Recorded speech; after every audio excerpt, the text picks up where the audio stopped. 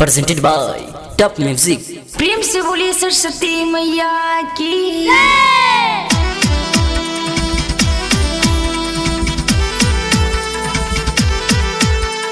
Music boy DJ Mohan DJ Mohan DJ Mohan DJ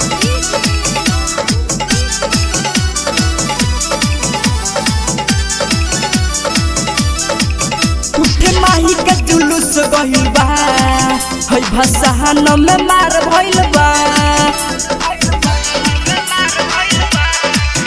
उठे माही के जुलूस गइल बा हई भसाहन में मार भइल बा। उत माथा पर लगाई के अबीर बट कहिले सबरी भीड़ मना कहिल पर नाही रुकता हई भसाहन में मार उठता। उठे माही के जुलूस गइल बा हई भसाहन में मार भइल बा।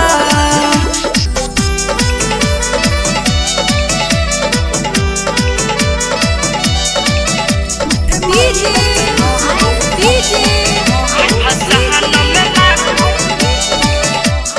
अपना बहा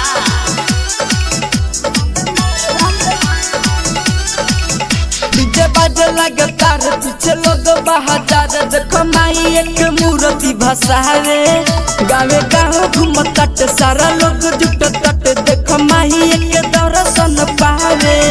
डीजे बाजे लगातार पीछे लोग बहाजार देखो माई एक मूर्ति भसावे गावे गाँव घूमत सारा लोग जुटल बट देखो माई एक दर्शन पावे। सारा फेल भइल बुद्धि हमार साउंड बाजे नहीं रुके लगातार देखे दोसर ही साउंड आइल बा हई भसाहन में मार भइल बा। उठे माही के जुलूस गइल बा हई भसाहन में मार भइल बा।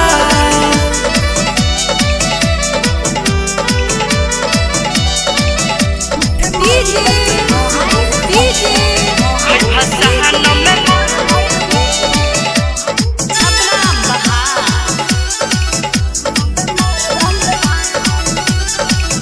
राइटर दिली दीवाना भइल बड़ी मस्ताना हई भसान में तोरे धमाका बट राहुल संतोष पूरा दिले अब बेस देखो नाचता रे संग संग काका। राइटर दिली दीवाना भइल बड़ी मस्ताना हई भसान में तोरे धमाका बट राहुल संतोष पूरा दिले अब बेस देखो नाचता रे संग संग काका।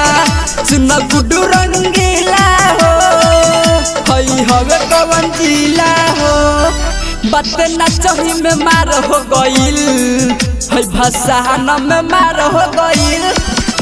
उठे माई के जुलूस गइल बा हई भसाहन में मार भइल बा। उत माथा पर लगाई के अबीर बट कहिले सबरी भीड़ मना कहिलो पर नाही रुकता हई भसाहन में मार उठता। उठे माही के जुलूस गइल बा हई भसाहन में मार भइल बा।